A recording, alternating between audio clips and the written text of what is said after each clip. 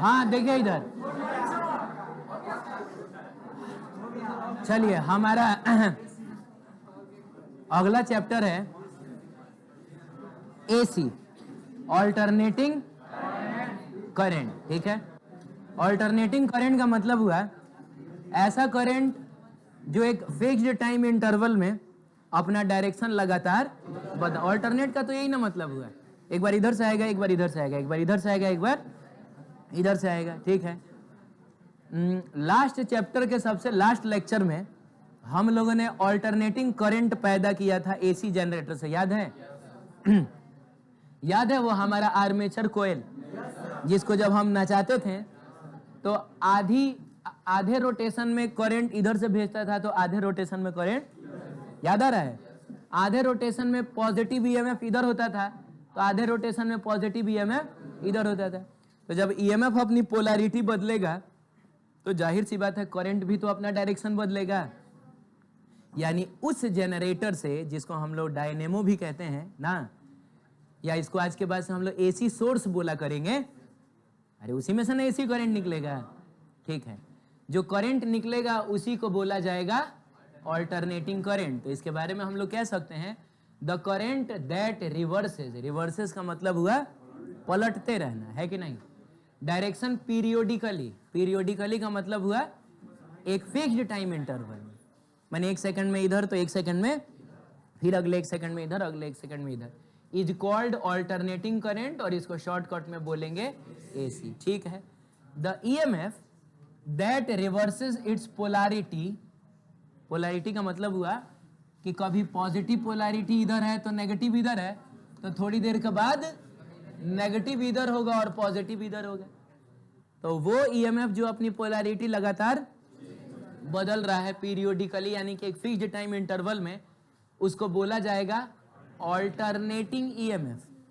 ठीक है, चलिए ऑल्टरनेटिंग करंट पैदा करने वाला जो सोर्स होगा उसको डिनोट कुछ इस तरीके से किया जाता है। देखिए, इससे पहले जो हम लोग करंट देखते थे ना, तो वो पैदा करने वाला सोर्स एक डीसी सोर्स होता था। अरे उसमें से निकलने वाले करंट का डायरेक्शन और मैग्नीट्यूड कांस्टेंट रहता था। लेकिन हम जानते हैं कि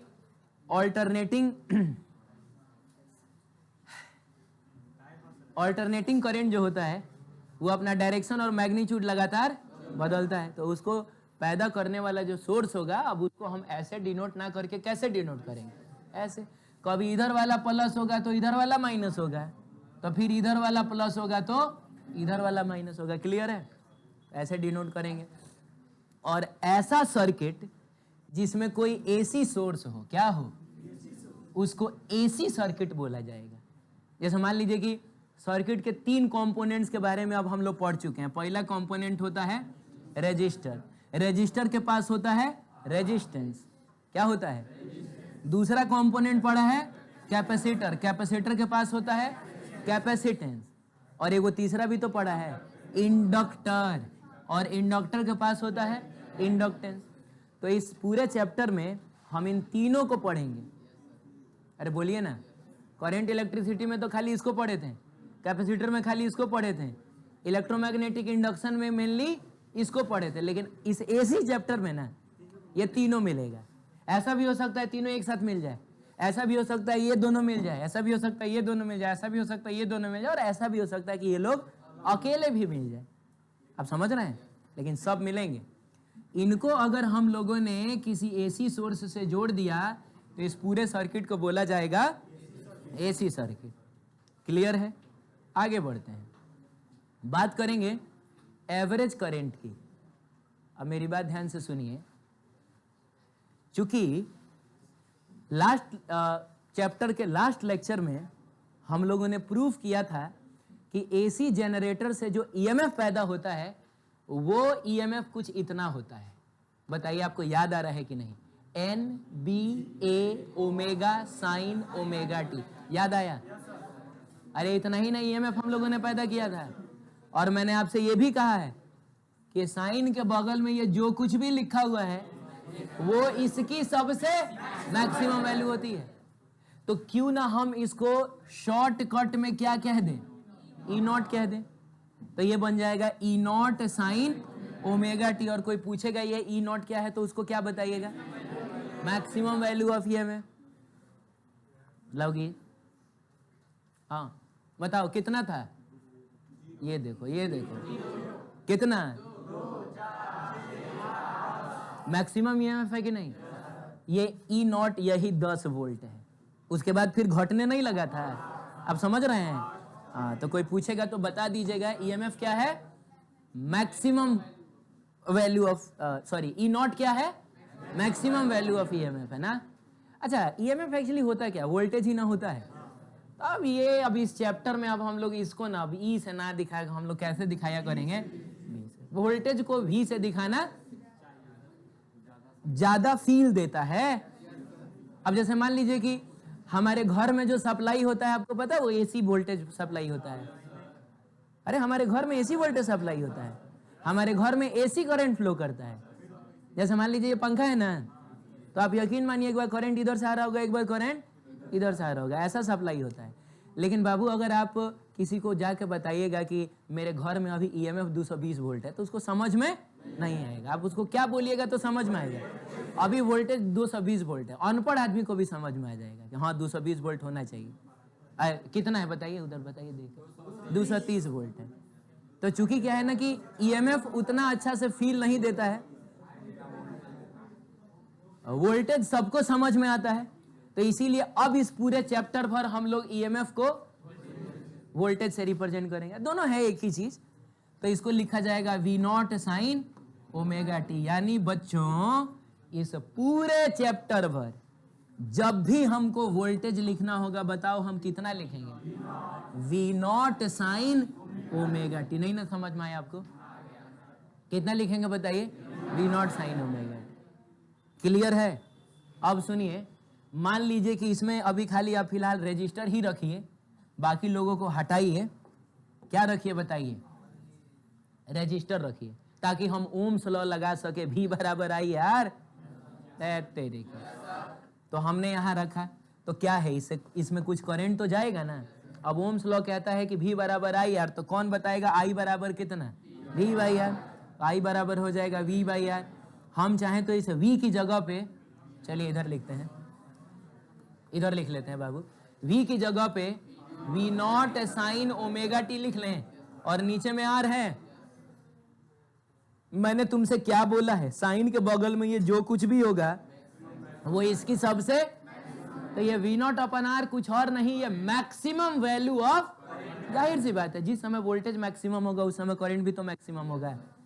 तो बाबू क्यों ना तब इसको प्यार से हम लोग क्या कह दें, आई नॉट कह दें।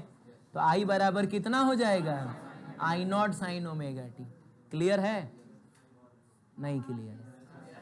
वोल्टेज जो हमने लास्ट चैप्टर के लास्ट लेक्चर में पैदा किया था, वो वी नॉट साइन ओमेगा ही ना था V naught sine omega t ही ना था। मैंने इतना था, और इसको हम लोगों ने ई नॉट लिखा, और मैं कह रहा हूं कि इसको आज के बाद से हम लोग क्या बोला करेंगे, ई नॉट बोला करेंगे, इतना था। तो इसकी वजह से जो करंट आएगा वो करंट कुछ इतना आएगा, कितना आएगा, आई नॉट साइन ओमेगा टी आएगा। इसमें जो करंट फ्लो कर रहा है वो कितना होगा बताओ।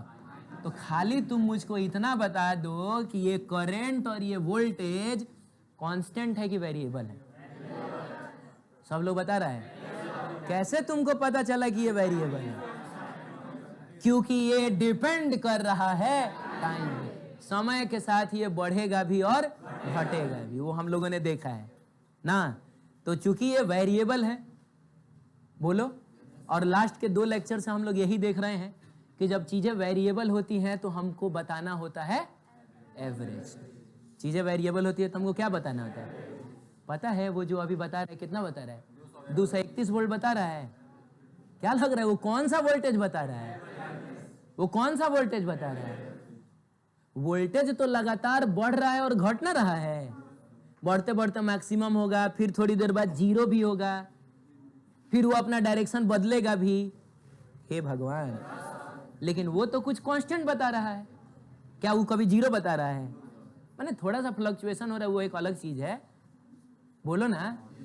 तो जब भी चीजें वेरिएबल होती हैं तो हमको एक्चुअली उसका क्या बताना होता है, हमको एवरेज बताना होता है। तो इसीलिए अब हमारा अगला टॉपिक है एवरेज करंट। हम जानते हैं करंट वेरिएबल है, करंट कैसा है, वेरिएबल है, तो हम उसका क्या निकालेंगे, एवरेज निकालेंगे।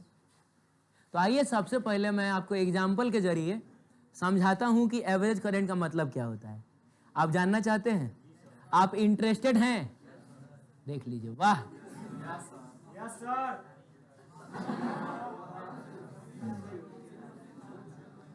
आप इंटरेस्टेड हैं? नहीं तो बोलिएगा, मैं छुट्टी कर दूंगा। नहीं सर। छुट्टी कर दूं?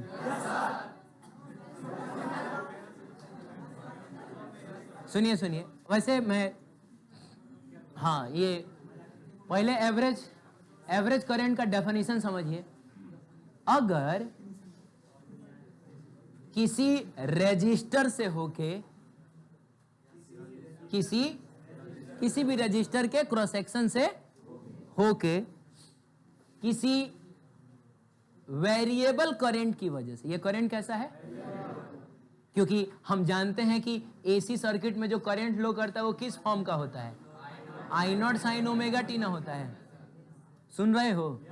किसी रजिस्टर से होके किसी वेरिएबल करंट की वजह से बाबू मेरे किसी टी टाइम में अगर क्यू चार्ज क्रॉस कर रहा है, आप बताइए ना, करंट के रूप में एक्चुअली फ्लो क्या करता है, चार्ज ही ना फ्लो करता है। तो मैं मानता हूं कि इसके अंदर जो करंट फ्लो कर रहा है वो वेरिएबल है। अरे बोलो, स्विच ऑन किया होगा आपने तो करंट 0 होगा, फिर धीरे धीरे करंट बढ़ा होगा, फिर घटा भी होगा, फिर करंट ने डायरेक्शन भी बदला होगा। लेकिन अगर हम एक टाइम इंटरवल ले 2 सेकंड 10 सेकंड का, तो उस दौरान कुछ चार्ज तो क्रॉस किया होगा ना इसको।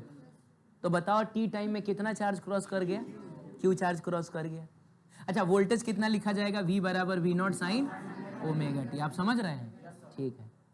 अब ठीक इतना ही चार्ज, ठीक इसी रजिस्टर से इतने ही टाइम में अगर बच्चों किसी कांस्टेंट करंट की वजह से क्रॉस कर जाए ना, तो इस कांस्टेंट करंट को इस वेरिएबल करंट का एवरेज करंट बोला जाएगा। एकदम समझ में आया ही नहीं हमको, एकदम साफ कुछ नहीं समझ में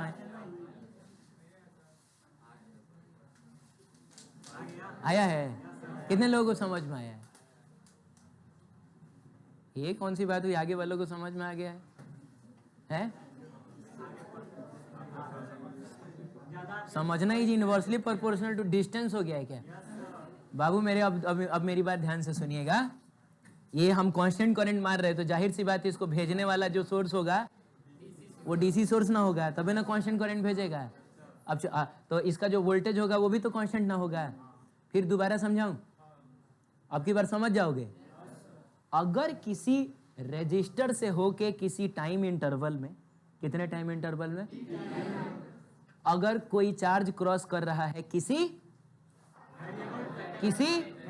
वेरिएबल करंट की वजह से, तो अगर उतना ही चार्ज उतने ही टाइम में किसी कांस्टेंट करंट की वजह से क्रॉस कर जाए ना, तो उस कांस्टेंट करंट को उस वेरिएबल करंट का एवरेज करंट बोलेंगे। अरे बोलो। और एक और चीज बता रहा हूं, लगे हाथों हम लोग एवरेज वोल्टेज का भी डेफिनेशन देख लेते हैं। बोलो ना, अगर किसी वेरिएबल वोल्टेज की वजह से किसी रजिस्टर से किसी टाइम में अगर कुछ चार्ज क्रॉस कर रहा है, उतना ही चार्ज उतने ही टाइम में उसी रजिस्टर से अगर किसी कांस्टेंट वोल्टेज की वजह से क्रॉस कर जाए, तो इस कांस्टेंट वोल्टेज को इस वेरिएबल वोल्टेज का एवरेज वोल्टेज बोला जाएगा। आपको याद है मैं आपको एवरेज का मतलब समझा रहा था? एवरेज का मतलब होता है कि अगर चीजें वेरिएबल ना होके कांस्टेंट होती तो कितनी होती। हे भगवान, तो हम उसी चीज को तो फॉलो कर रहे हैं। हे, अगर वेरिएबल करंट की वजह से टी टाइम में क्यों चार्ज क्रॉस कर रहा है, बोलना रे भाई। अगर उतने ही टाइम में उतना ही चार्ज किसी कांस्टेंट करंट की वजह से क्रॉस कर जाए तो ये कांस्टेंट करंट ही ना इस वेरिएबल करंट का एवरेज करंट होगा। तो ये होता है इसका डेफिनेशन। जैसे एग्जांपल अगर हम लें तो मान लो बाबू कि कुछ टाइम बोलो अपने मन से, 5 सेकंड। क्या बात है, क्या बात है रे, सवेरे वाला भी 5 सेकंड बोला था। तुम कुछ सवेरे आया था तुम बताओ चार्ज बताओ। 10 को सवेरे वाला भी 10 कूलम बताया। सुनिएगा हाँ दे दो ना, तुमसे दिला जाएगा जल्दी जल्दी। हाँ डिस्ट्रीब्यूट अपने से कर लेगा। अच्छा कर लेगा सब, जाओ तुम बांटते रह जाता है।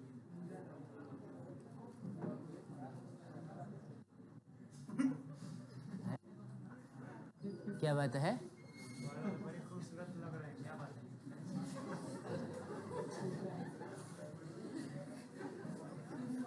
तुमको नहीं पढ़ना है।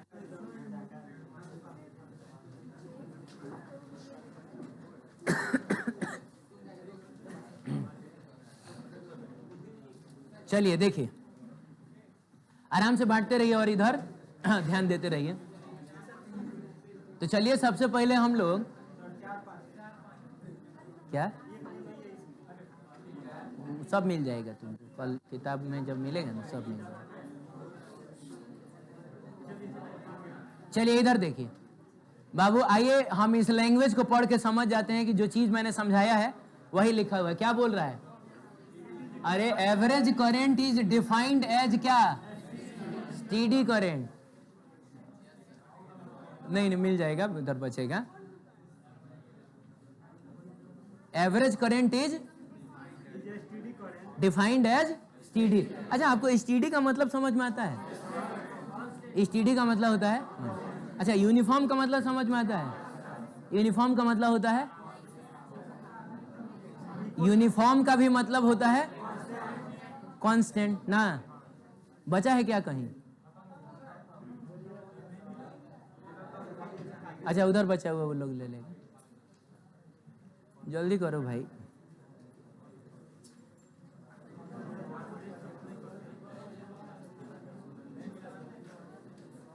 अच्छा मिल जाएगा, रहने दो, इधर ध्यान दो, मिल जाएगा। लास्ट में जाते जाते मैं दिलवा दूंगा। बाबू स्टीडी का मतलब पता है क्या होता है, कांस्टेंट होता है। और यूनिफॉर्म का मतलब पता है, यूनिफॉर्म का मतलब क्या होता है, यूनिफॉर्म का मतलब क्या होता है, कांस्टेंट होता है। तो दोनों में कोई अंतर है कि दोनों सेम ही चीज है? स्टीडी का मतलब होता है चीजें समय के साथ कांस्टेंट हो, समय के साथ ना बदले तो उसको बोला जाता है वो स्टीडी है। और यूनिफॉर्म का मतलब होता है चीजें जगह के साथ कांस्टेंट हो। मैं एग्जांपल देता हूं आपको। जैसे मान लो बाबू, मान लो कि यहाँ है 5 टेस्ला, यहाँ भी है 5 टेस्ला, यहाँ भी है, यहाँ भी है 5 टेस्ला। तो यहाँ मैग्नेटिक फील्ड को स्टीडी बोला जाएगा कि यूनिफॉर्म बोला जाएगा? यूनिफॉर्म बोला जाएगा। जितना यहाँ उतना ही यहाँ, उतना ही यहाँ। माने किसी गिवन स्पेस में अगर चीजें कांस्टेंट है तो उसको यूनिफॉर्म बोला जाता है। मैग्नेटिक फील्ड इज यूनिफॉर्म, ठीक है। अब मान लो यहाँ मैग्नेटिक फील्ड है 5 टेस्ला, 2 मिनट बाद भी है 5 टेस्ला, 10 मिनट बाद भी है 5 टेस्ला, तब बोला जाएगा मैग्नेटिक फील्ड स्टीडी है। अरे समय के साथ ना कांस्टेंट है, तो चीजें अगर समय के साथ कांस्टेंट हो तो उसको क्या बोला जाता है, स्टीडी बोला जाता है। अब तुम मुझको बताओ, यहाँ है 5 टेस्ला, यहाँ कितना है, और यहाँ है 10 टेस्ला। समझ के बताना, 5 टेस्ला 10 टेस्ला, 2 मिनट के बाद यहाँ 5 टेस्ला, यहाँ 10 टेस्ला, 5 मिनट के बाद यहाँ 5 टेस्ला, यहाँ 10 टेस्ला, आधा घंटा के बाद भी यहाँ 5 टेस्ला, यहाँ 10 टेस्ला। आप बताइए मैग्नेटिक फील्ड यूनिफॉर्म है? मैग्नेटिक फील्ड यूनिफॉर्म है? यूनिफॉर्म है, नॉन यूनिफॉर्म है, क्योंकि यहाँ है 5 टेस्ला, यहाँ है 10 टेस्ला, लेकिन ये स्टीडी है। हाँ अभी 5 था, 10 था, 5 मिनट बाद भी 5 और आधा घंटा बाद भी 5 और। आप समझ रहे हैं? तो जरूरी नहीं है कि जो चीज स्टीडी है वो यूनिफॉर्म भी होगा। नहीं समझ में आया? अब सुनो, यहाँ है 5 टेस्ला, यहाँ है यहाँ है 5 टेस्ला, यहाँ भी 5 टेस्ला, यहाँ भी 5 टेस्ला, यहाँ भी 5 टेस्ला, लेकिन 2 मिनट के बाद 10 टेस्ला, 10 टेस्ला, 10 टेस्ला, 10 टेस्ला, आधा घंटा के बाद 20 टेस्ला, 20 टेस्ला, 20 टेस्ला, 20 टेस्ला। आप बताइए मैग्नेटिक फील्ड यूनिफॉर्म है? हाँ। अरे यार, जो यहाँ है वही यहाँ है, वही यहाँ है, तो यूनिफॉर्म तो है, लेकिन स्टीडी ये समझ में आ रहा है? स्टीडी वर्ड कहाँ यूज होगा और यूनिफॉर्म वर्ड कहाँ यूज होगा? छोटी सी बात थी, मैंने सोचा मैं बता देता हूँ, क्योंकि आपको लगता है सब एक ही चीज है। तो कह रहा है कि average current is defined as steady current, तो समझिए कांस्टेंट करंट। तो एवरेज करंट एक कांस्टेंट करंट ही ना होगा। एवरेज वैल्यू का मतलब ही होता है कि चीजें वेरिएबल ना होके कांस्टेंट रहे। बहुत बढ़िया, कांस्टेंट करंट ड्यू टू विच, जिसकी वजह से टोटल चार्ज क्रॉसिंग, तो उसको हमने क्या माना है? फिलहाल के लिए क्यों मान लिया? Total charge crossing through a cross section area of a conductor in a given time interval, है कि नहीं? इज क्या? इक्वल हो to the total charge crossing that cross section, मतलब उसी क्रॉस सेक्शन से इन द सेम टाइम, और उसी टाइम में, अरे बोलो ना, ड्यू टू वेरिएबल करंट। आप समझ रहे हैं?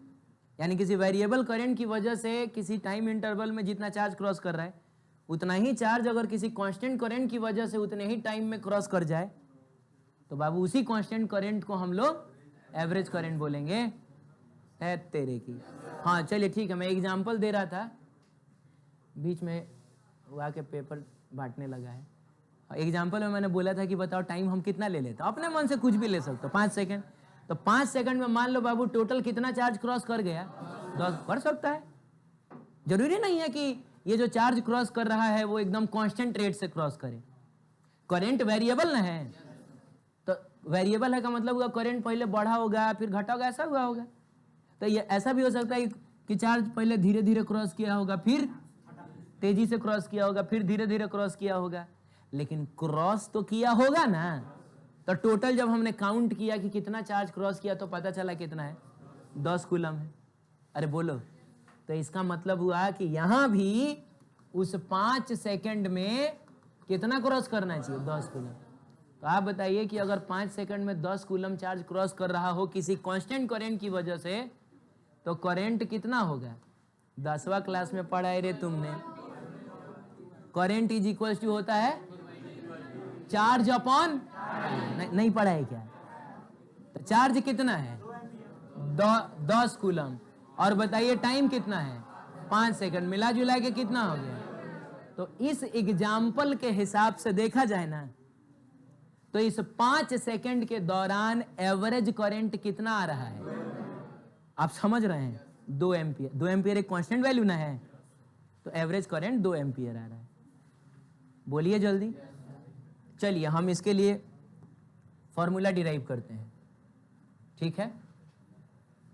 अब ये सब हटा दूं ना मैं? अरे ये सब एग्जाम्पल देने के लिए बताया था मैंने। बातें तो समझ में आई है ना आपको? चलिए अब हमको एवरेज करंट देखना है फुल साइकिल। फुल साइकिल का मतलब क्या हुआ? एक टाइम पीरियड में।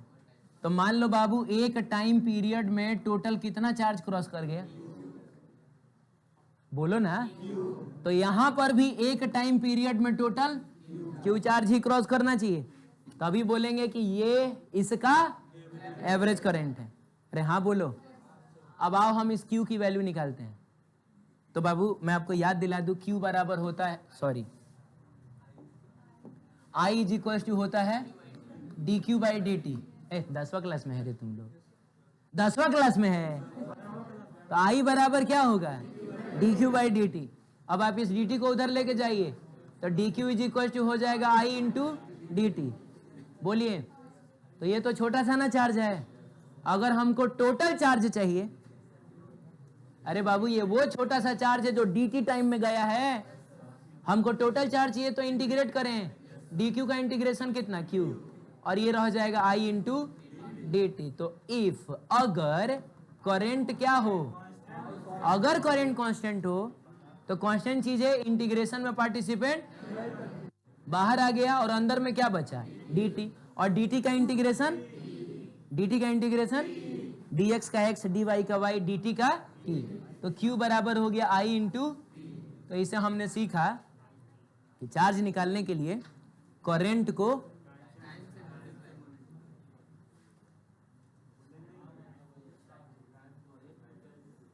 क्या कर रहे हो, चार्ज निकालने के लिए करंट को टाइम से मल्टीप्लाई करेंगे। बोलो ना, हाँ ठीक है।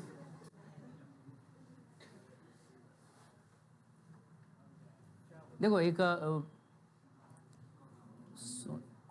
सोना महापात्र कोई एक सिंगर है,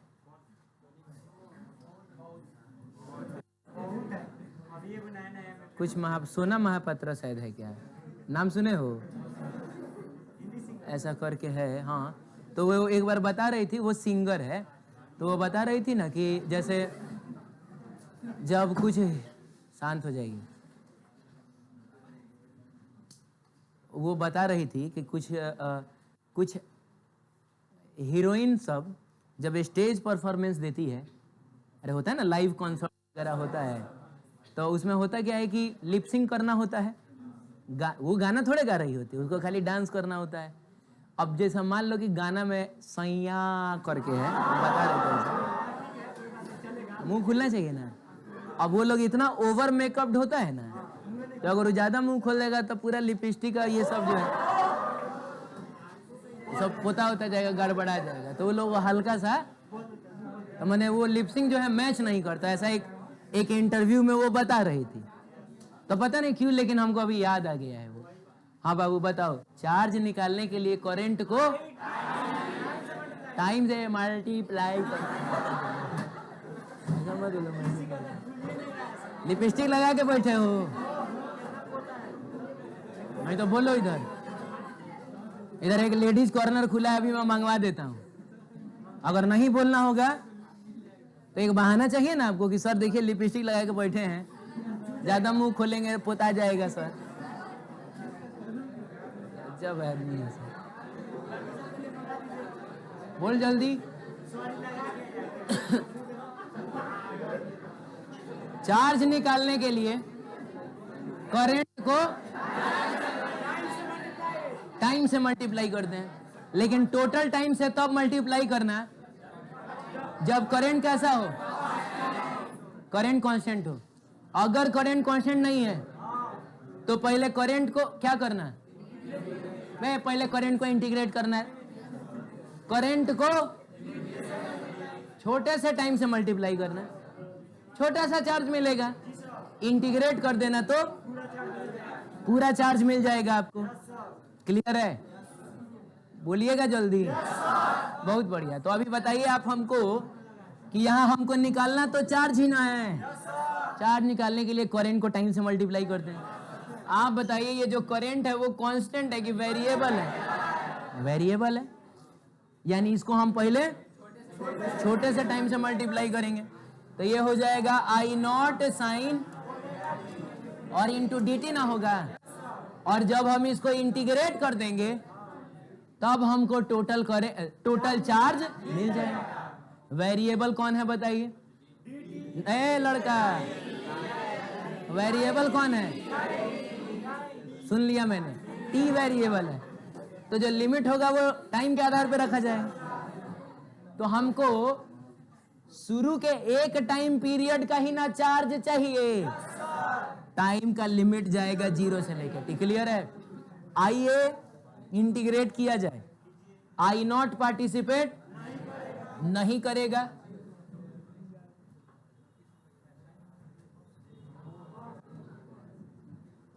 साइन ओमेगा टी का इंटीग्रेशन, साइन का इंटीग्रेशन कॉस होता है, साइन का इंटीग्रेशन होता है माइनस कॉस होता है। बहुत बढ़िया। तो माइनस कॉस और ओमेगा टी होगा, और उसके बाद डिवाइड होगा ओमेगा से। टी के कोफिशिएंट को बाहर निकाल के डिवाइड करेंगे, और बाबू जाएगा ये 0 से लेके कहाँ तक? टी तक जाएगा। अब कुछ समझ भी पा रहे हैं? अब आइए हम लिमिट्स को पुट करते हैं। चलिए नए पेज पर चलते हैं हम लोग। बताइए Q बराबर कितना आया था? पहले माइनसवा को सामने लाइए, तो माइनस आई नॉट तो खैर आपका रहेगा, और उसके बाद कॉस तो कॉस ही है, खैर ठीक है कॉस। अच्छा ना, एक और बात है ना बाबू, शांत हो जाओ ना तुम, क्या हल्ला क्यों कर रहे हो यार? जो पूछ रहा हूँ बस उतना बताओ। ओमेगा कांस्टेंट है, इसको भी बाहर निकाल लें तो बोलो, इसको भी लगे हाँ तो बाहर ही निकाल लो, क्योंकि कांस्टेंट चीजों को उस बॉक्से में नहीं रखते हैं, वो कॉम्प्लिकेशन होता है कैलकुलेशन में, ठीक है? तो ओमेगा को भी नीचे ला के रख लीजिए। अब आप बताइए, इस ओमेगा की जगह पे हम 2π/t रख सकते हैं ना? तो हमने रखा यहाँ 2π/t, और अब लिमिट रखने की बारी है, तो इस t की जगह पे पहले t रखेंगे। तो आप यहाँ t रख लीजिए, माइनस का साइन दीजिए, बोलिए, और इस t की जगह पे किसको रखिए? 0। तो जब आप यहाँ 0 रख देंगे, cos 0 ना हो जाएगा? क्या बात है, तो ये हो गया तुम्हारा cos 0। कुछ बुझा रहा है? अभी बताओ तुम कि minus I not upon omega तो खैर है ही, ये cos 2π कितना होता है? I am talking about cos 360 degree, cos 0 तो cos 360 भी, क्या बात है, तो 1 ना हुआ रे बाबू। cos 0 कितना? अरे भाई ये तो 0 आ गया। ये पता है क्या कहना चाह रहा है? ये कहना चाह रहा है कि एक टाइम पीरियड में कोई चार्ज ही क्रॉस नहीं किया है। तुम बताओ क्यों क्यों नहीं किया है?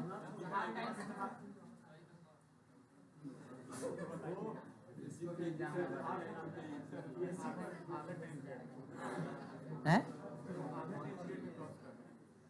एक टाइम पीरियड में कोई चार्ज क्रॉस नहीं किया है, ये कहना क्या चाह रहा है? कौन हाथ उठा के बताएगा? किसको समझ में आ गया है? चलिए ठीक है, ऐसा इसलिए हुआ है क्योंकि बाबू ये एसी करंट ना है, तो एक चक्कर में आधा टाइम करंट इधर से जाएगा, आधा टाइम करंट।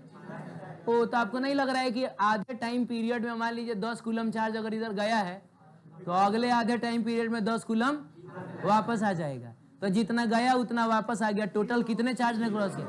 तो ये चीज अगर आपने शुरू में ही सोच लिया होता तो इतना तामझाम करने की जरूरत ही नहीं। लेकिन अगर आपने किया भी, तो मैथमेटिक्स का कमाल ये है कि मैथमेटिक्स ने आपको बता दिया कि टोटल चार्ज क्रॉसिंग कितना है? 0 है। आप समझ रहे हैं? अब आइए, अब हम इस केस में चार्ज निकालते हैं। तो बाबू चार्ज निकालने के लिए करंट को टाइम से मल्टीप्लाई किया जाता है। तो आप बताइए कि ये करंट कांस्टेंट करंट है कि वेरिएबल करंट है? कांस्टेंट करंट है। और जब करंट कांस्टेंट हो, अभी हम केस नंबर 2 की ना बात कर रहे हैं, तो बाबू चार्ज निकालने के लिए करंट को टोटल टाइम से आप मल्टीप्लाई कर सकते हैं। क्या बोल रहे हैं आप?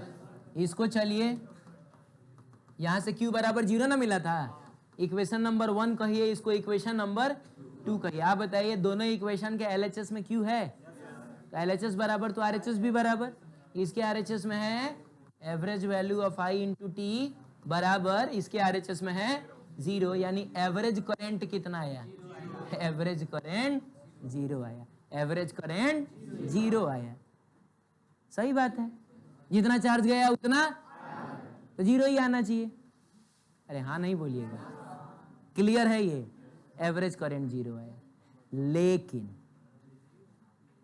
अगर बात करें हम हाफ टाइम पीरियड की, if we are talking about half time period for half cycle, बोलो ना, तो हाफ साइकिल में एक काम करते हैं ना, काहे के लिए नया जाएंगे, पीछे की निपटा लें, इसी में हम लोग टी की जगह पे t/2 कर लें।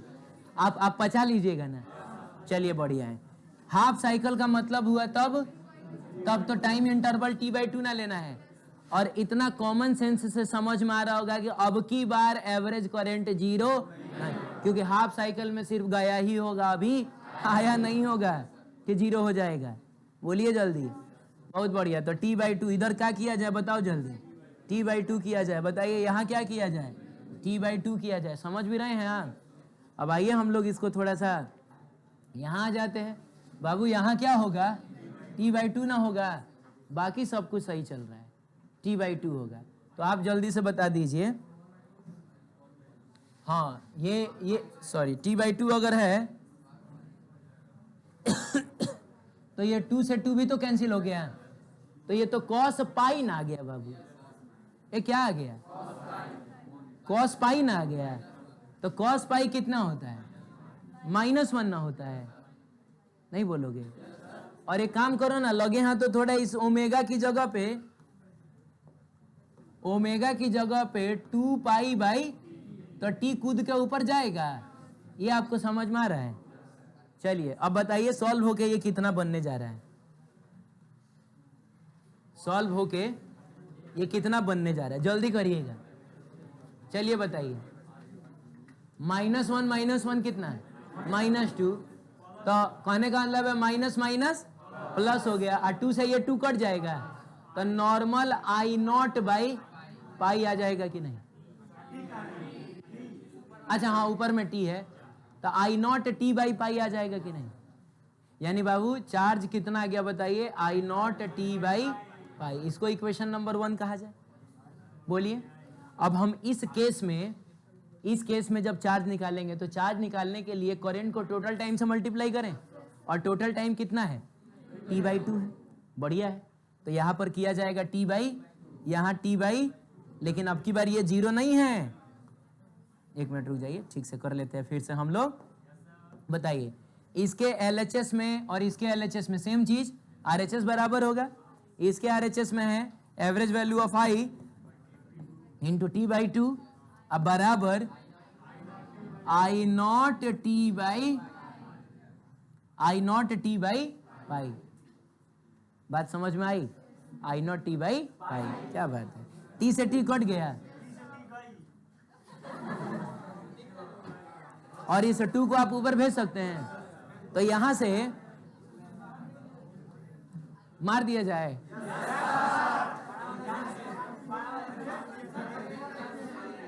मैं ये पक्का वाला आखिरी वार्निंग है, समझ रहे हो, पीछे भेज देंगे तुम लोग, निपटा देगा इसको। नहीं हंगामा मत करिए, अरे देखिए मैं छोड़ देता हूँ, जल्दी ही छोड़ दूंगा। यहां से बताइए एवरेज वैल्यू ऑफ करंट कितना मिला बच्चों, तो 2I0/पाई मिला, 2I0/पाई मिला। अरे बोलो ना, समझ में आया। तो आप देखिए आपके पेपर में ये सारी बातें ठीक ऐसे ही लिखी हुई हैं।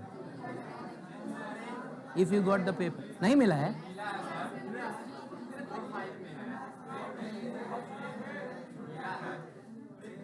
नहीं छोड़िए देता हूँ, 15 मिनट बस इंतजार करिए, मैं आपको छोड़ी देता हूँ, ठीक है ना। अरे तो अरे जितने लोगों को मिला है देख लो, जितने लोगों को नहीं मिला है मान लो कि लिखा हुआ है। अब आओ इसको सॉल्व करने का हम एक शॉर्टकट तरीका देखते हैं, अनदर मेथड। तो बताओ हमको, करंट जो कि कितना था, sin ωt था, इसी का ना एवरेज वैल्यू चाहिए था, थोड़ा देख ना लीजिए मेरी तरफ भी।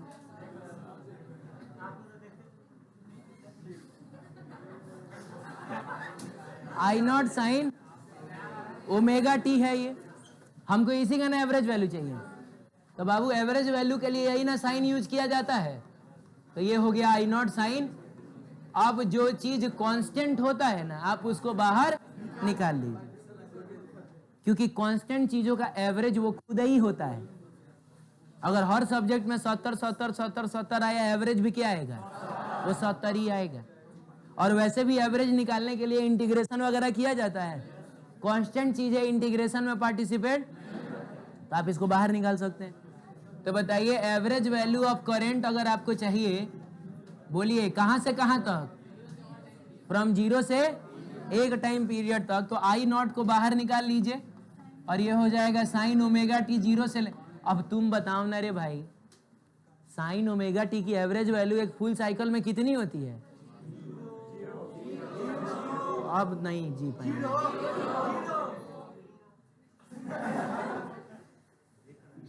तुम उसमें जहर मिला के कहीं नहीं लाया था।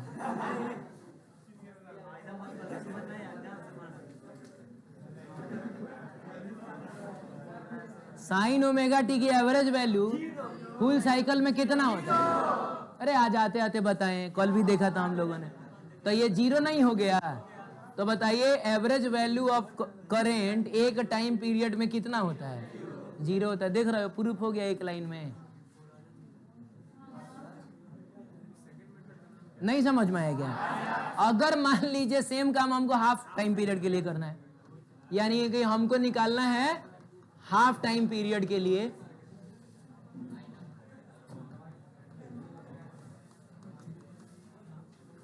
ठीक है, तो बताओ क्या करेंगे? आई नॉट को बाहर निकालें। अब तुम बताओ साइन ओमेगा टी की average value half time period में कितनी होती है? 2/पाई। अरे बोलना रे भाई, 2/पाई आई नॉट, और इसका वैल्यू हो जाएगा 2/, तो मिला जुला के 2I0/पाई नहीं हो गया? तुम बताओ एग्जैक्ट वही आंसर आया था कि नहीं? 2I0/पाई आया था कि नहीं? इसीलिए मैंने आपसे कहा है कि एवरेज वैल्यू आप याद रखिएगा। साइन ओमेगा टी का एवरेज वैल्यू फुल साइकिल में कितना है? 0। हाफ साइकिल में 2/पाई। और साइन स्क्वायर ओमेगा टी का, साइन स्क्वायर ओमेगा टी का फुल साइकिल में भी 1/2, हाफ साइकिल में भी 1/2। नहीं समझ में आ रहा है? क्वार्टर साइकिल में भी 1/2 होता है। बोलो बाबू, क्लियर है? क्लियर है तो देख लीजिए, उसमें लिखा होगा।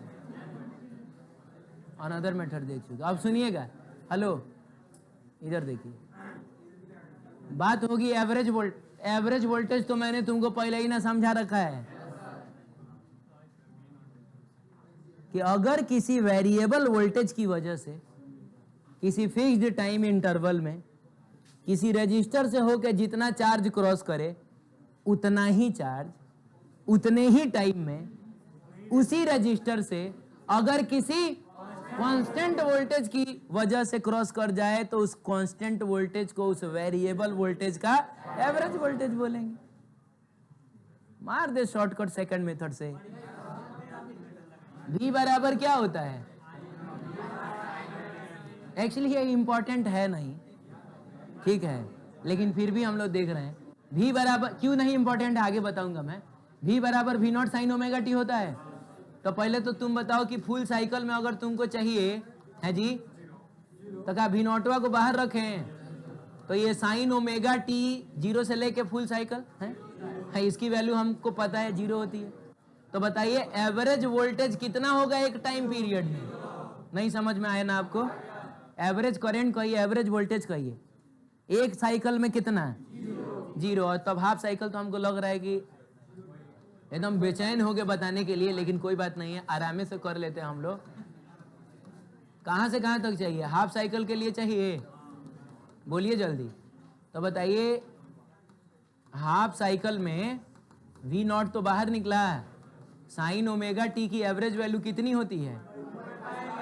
2/, तो अगर ये 2/पाई तो ये हो जाएगा 2V0/, ओके 2V0/पाई हो।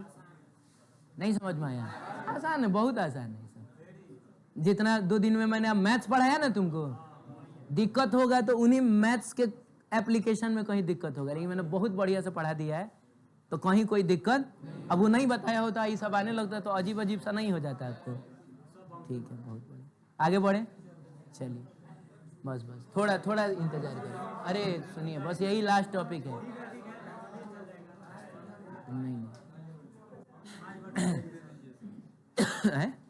नहीं नहीं ब्रेक नहीं मिलेगा आपको, ये सब बहुत गलत बात है। क्या ब्रेक चाहिए आपको?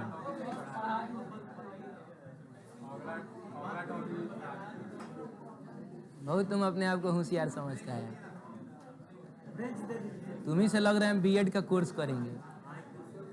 वो समझाता है कि अरे मैं बात कर रहा हूँ, हमको मन है इसीलिए कर रहा हूँ। बोल रहे सर बात क्यों कर रहे हैं, पढ़ाइए ना। हमको मन कर रहा है बात करने का। अब जी हाल चाल क्या है तुम्हारा? मन है मेरा।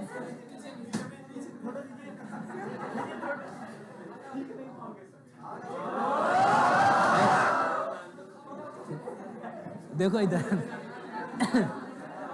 सुनिए सुनिए सुनिए, आखिरी टॉपिक है, देख लीजिए। और ये टॉपिक एक्चुअली करंट इलेक्ट्रिसिटी का टॉपिक है, जो कह रहा है कि अगर कोई रजिस्टर जिसका रेजिस्टेंस कितना है, उसमें आई करंट फ्लो कर रहा है और उसके अक्रॉस वोल्टेज कितना है, भी है, तो किसी भी टी टाइम में, कितने टाइम मेरे बाबू, जो हीट रिलीज होगा ना, उसका फॉर्मूला होता है I square R T, V square by R T और वी आई टी। याद आया? ये देख रहे हो पीछे का भी सब धीरे धीरे रिवाइज हो रहा है कि नहीं? ये 3 फॉर्मूला हम लोगों ने डिराइव किया था, लेकिन सुनिए एक मिनट, मेन बात सुन लीजिए। मेन बात ये है कि हम ये फॉर्मूला तभी यूज करेंगे ना, एक मिनट, हम एक बार में टोटल टाइम तभी लेंगे ना जब करंट और वोल्टेज क्या हो, वो डीसी वाला हो, एक तरीके से कहा जाए तो, वो अपना डायरेक्शन और मैग्नीट्यूड ना बदल रहा, वो कांस्टेंट हो। और पूरे करंट इलेक्ट्रिसिटी में हम कांस्टेंट करंट ही ना पढ़ रहे थे, इसीलिए हमने खूब बढ़िया से इसको यूज भी किया है। लेकिन अब वो जमाना अब बदल जाएगा, वो आप समझ रहे हैं? हाँ, करंट और वोल्टेज अब दोनों ना वेरिएबल है, तो उस केस में हीट के लिए सेम फॉर्मूला यूज होगा, बस अब हम एक बार में टोटल टाइम ना लेके छोटा सा टाइम लेंगे। यानी हम लिखेंगे आई स्क्वायर आर इंटू, तो यहां से तो छोटा सा हीट मिलेगा। क्या करेंगे? अलग से मतलब याद करेंगे हम इसको, हम ये अलग से रटेंगे ना, 0 से लेकर टी तक इंटीग्रेट कर देंगे, समझ रहे हो? चलिए, तब ये फॉर्मूला कैसे यूज होगा? 0 से लेके टी तक ये फॉर्मूला कैसे यूज होगा? और 0 से लेके टी तक, हाँ, यहाँ dt होगा और यहाँ t होगा, यही ना बोलना चाह रहे हो? क्या बात है, ये समझ में आया? तो ये समझ में आया तो ये क्वेश्चन करेंगे हम लोग। पहला क्वेश्चन बताइए। नहीं, आज करेंगे, मैडन ओवर जाना चाहिए क्या, आप बताइए ना? मैडन ओवर चला जाएगा, पूरे ओवर में 1 रन भी नहीं लगेगा हम लोगों से, तब छक्का मारेंगे हम लोग इस पर।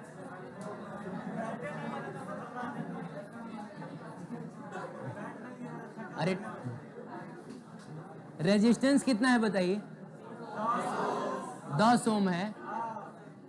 अरे दिमागवा काम नहीं कर रहा, आंख काम कर रहा है ना, तो देख के बताओ ना रेजिस्टेंस कितना है? 10 ओम। उसमें करंट जा रहा है आई।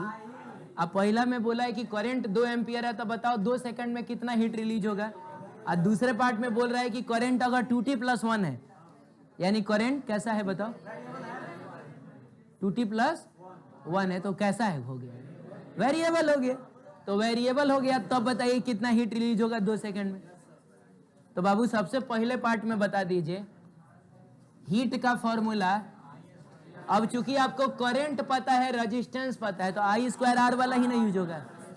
तो आप बताइए आई स्क्वायर आर इंटू टी। तो एक बार में टोटल टाइम लेंगे क्या हम? एक बार में हम टोटल टाइम लेंगे?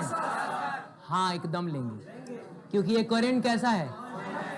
तो हो गया, बताओ आई स्क्वायर का मतलब 2 का स्क्वायर, आर का मतलब 10 और टी का मतलब 2, अब मिला जुला के हो गया 80 जूल हीट रिलीज हुआ है। But in the second part the current is variable. तब अगर हमको हीट निकालना होगा आई स्क्वायर आर और फिर क्या, और तब 0 से लेकर 2 सेकंड तक हम इसको इंटीग्रेट कर देंगे, because the variable is time. तो लिमिट रखा जाएगा टाइम के आधार पे। फर्स्ट 2 सेकंड में ही ना चाहिए 0 से। आइए इंटीग्रेट किया जाए, लेकिन उसके लिए पहले आई की वैल्यू तो पुट करो। कितना? 2t+1 का whole square dt from 0 to 2। अच्छा, आर छोड़ दिया क्या मैंने? अच्छा, कोई बात नहीं है, लिखा मैंने इधर। अब बताइए आर जो है वो तो कांस्टेंट है, बाहर निकाल दें तो आर शुड,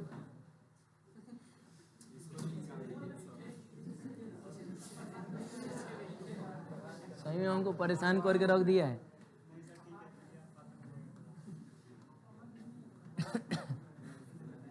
हाँ बाबू, अंदर में क्या बचा है तो इसको तोड़ लीजिए ना। तो 4t² + 1 + 4t और इंटू, अरे a + b के होल स्क्वायर पे तोड़ा है मैंने, a² + b² + 2ab। ठीक है, 0 से लेके कहाँ तक जाना है? 2 तक जाना है। r चलिए जल्दी बताइए। इंटीग्रेशन, सॉरी, अब तो हम इंटीग्रेशन ना कर रहे हैं, तो ये सांप तो भाग जाएगा ना। 4 पार्टिसिपेट टी क्यू बाई, ये सब आता है ना, पावर में 1 ऐड करके उसी पावर से डिवाइड करते हैं, प्लस 1 का टी हो जाएगा, 4 होता 4t होता, 1 है 1t होगा तो t हो जाएगा, आप प्लस 4t स्क्वायर बाई 2, 0 से लेके 2 तक, ठीक है। अब ये कट जाएगा क्या? अच्छा, तो r को r ही रहने दीजिए फिलहाल। अब आप बताइए, चाहे r की जगह पे 10 रख लिया जाए, चलो 10 रख लेते हैं, r की जगह पे रख लेते हैं हम, क्या बताओ, 10 रख लेते हैं। अब आप बताइए इस t की जगह पे पहले क्या रखा जाए? 2 रखा जाए, तो 2 रख दोगे, बताओ डायरेक्ट बताओ, 8 चौका 32/3 आएगा, तो दिस विल बिकम 32/3, प्लस बताइए 2 रखा जाए, वेरी गुड, 2t स्क्वायर, तो t की जगह 2 रखोगे तो 4 दूनी 8 हो जाएगा। अब इसमें से आपको घटाना है किसको? t की जगह 0 रख के, तो जब आप 0 रखिएगा तो सब तो हाँ, ठीक ठीक ठीक, आप इसको सॉल्व करिएगा, अजीब अजीब सा आएगा, 62/3 आएगा, 62/3 आएगा, इतना जूल ना, यानी 620 बटा कितना 3 जूल हीट रिलीज हुआ हो। नहीं समझ में आया? बात बस इतना सा था कि अगर करंट कांस्टेंट है तो आई स्क्वायर टी कर लीजिएगा, आई स्क्वायर आर टी, वेरिएबल है तो आई स्क्वायर आर डी टी करके तब आप उसको इंटीग्रेट करिएगा। अब सुनिए,